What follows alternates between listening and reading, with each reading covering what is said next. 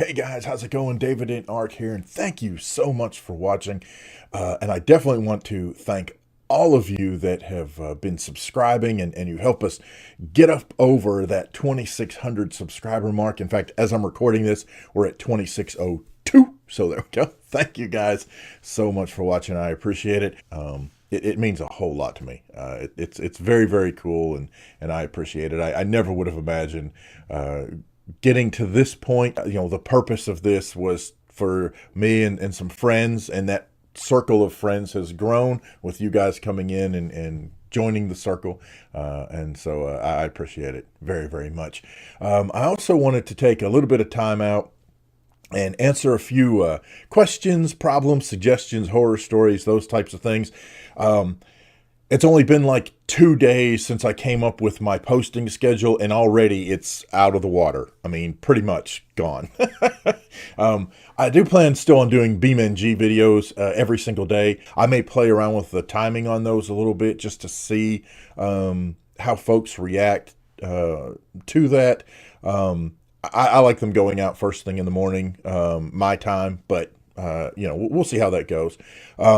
But some of the other things that I had talked about scheduling in there, they're just not going to work for me right now. Plus, I'm afraid that schedule was way too limiting. For example, I've got several series that I'm recording that essentially I didn't leave places for. I still have to work through Little Alchemy. We're still doing that. In fact, I'll have another Little Alchemy video coming out here. Things like Little Alchemy and some of the other games that I've been playing and I want to play, they don't really fit in the categories that I had set up. Plus, they don't fit in the time scheduling that I had set up. So I think I was trying to constrain myself too much with that particular schedule. So 2 days in, and I realized that schedule's just not going to work. So there you go. So I don't know. Tune in and you'll see what's there. That's basically what happens. That's how my brain works. Random thoughts, random videos. There you go. So I want to talk about the video that I had just put out, the Mythbusters homage. First and foremost, in the thumbnail, Jamie and Adam. That's not Jamie and Adam. I mean, it was, but then I put my face behind all of their facial hair and hats and that kind of stuff. Okay, so it's not really them. It is, you know what I'm saying? It's a mashup, Photoshop, whatever. Okay, so just throw that out there. Now the other thing is, and I don't think I explained this in the video as well as it was going on in my head, but I have had a comment about the SBR crashing into the pool, that there's no way that pole was going to split the SBR, and that's exactly what I was trying to say. There is not a provision in the game for something that thin for the car to be able to crash into to split the car. Now, there are a whole lot of other reasons why it's not going to work in BeamNG anyway.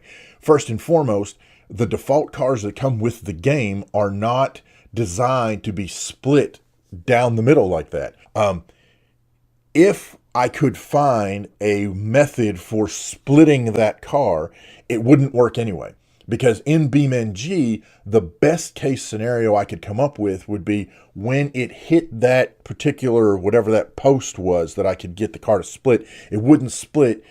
Best case scenario, I would be going so fast, the car would actually just pass through the pole.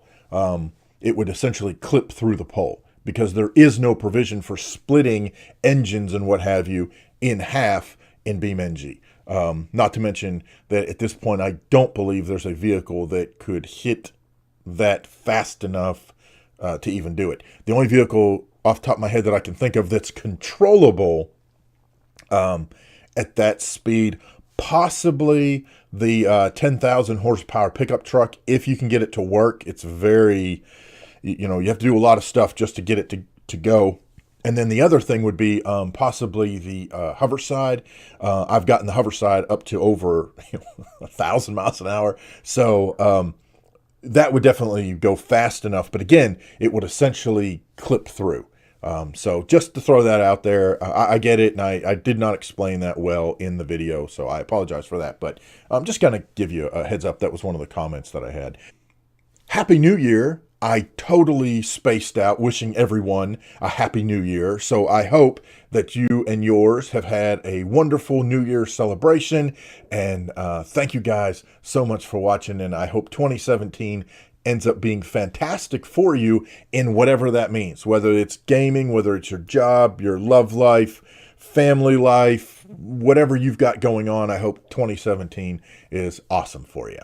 One of the other questions that I've had several times in the comments is about the version of Bandicam and Bandicut that I'm using, whether it's the free version or paid version. And I am using the paid version. I bought it some time ago. At this point, it's been a couple of years, I would guess. They had a bundle special. I could get both packages for a discounted amount. And so I went ahead and grabbed it. I will tell you it was much less than a lot of the other software alternatives out there for recording, gaming, and what have you. By the same token, other software programs have come along since then. For example, AMD has its screen recording software, NVIDIA has its screen recording software, and I use those, not the AMD one anymore now that I have my 1070, but I use the NVIDIA one every now and then. The problem I have with the NVIDIA one is that if I need to record something in a window, it's recording the whole desktop. And I'm sure there's a way around it. I have not taken the time to check it out because I can flip over to Bandicam, tell it to record that window, and I'm good. So, I'm all about quick and easy. I don't have time to be messing around with learning a whole bunch of new software. So that's where I'm sitting right now. But the short answer is I use the paid version of Bandicam and Bandicut. I got them on sale, so hopefully you'll be able to find them on sale as well. I've had a lot of comments and suggestions about the face cam in videos. And as you know, some of my videos have face cam, some of my videos don't have face cam. And I appreciate all the feedback. I know some of you love the fact that the face cam is in there. Those of you that have been around for a long time know that it took a long time before I'd even put my face in the video. As I like to say, I was born with a face for radio. So I don't like having myself on the screen, which you wouldn't know by how many vlogs I make. So there you go. But anyway, part of me also doesn't really care what people think about my face, whatever. You hopefully in life you will learn that people's opinion of you, good, bad, ugly, positive, negative, in the scheme of things, really shouldn't affect who you are. Just going to throw that out there. But I know that some people don't like the face cam, and it has nothing to do with the face. It has to do with the fact that there's a face on the screen, and that there are a lot of folks who would rather watch the videos with no face because they'd rather have the commentator just be audio, or there's a lot of folks who actually don't even want a commentator at all. Show the video, put, music behind the video and let it run. And I get all that. And I have no problem either way. Whether you like the face cam, don't like the face cam, whether you just want music in the background, whatever. I'm learning to do the whole music in the background thing. That's a little more, I'm not going to say advanced, but it requires more time to be able to process and put all that stuff together. And again, right now, as much time as I'm putting into playing the games and recording the games, it's hard for me to, right now, get all of those pieces and parts together. I think that should be a goal of anyone who's got a YouTube channel. Frankly, I think that should be a goal of anyone, period. Always try to learn something new and try to make whatever you're doing better. I think that should just be a part of what you do in life. So there you go. This didn't necessarily turn into, I didn't mean for this to turn into an advice column, but anyway. So as for face cam in my videos, yeah, there's still going to be face cam in some videos. There won't be face cam in certain other videos. Part of that is the video content itself. I think in some cases, the video content lends itself to adding to the content, and in some cases having the face cam doesn't really do anything for the content, so I probably won't put it in there.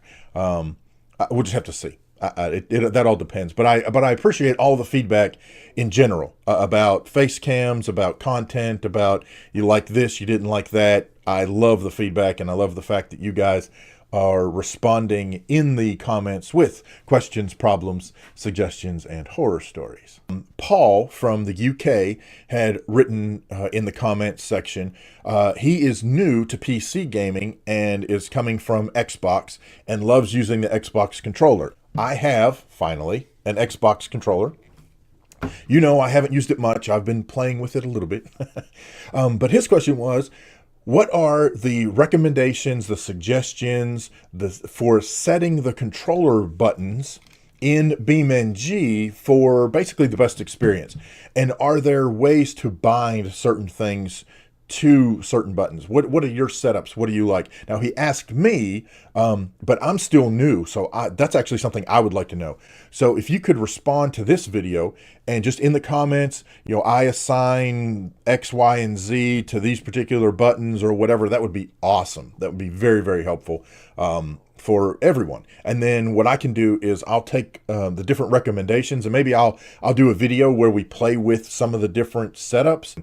Thanks, Paul, from over in the UK for your question, and hopefully we'll get folks in the community to be able to help us both out with that particular situation.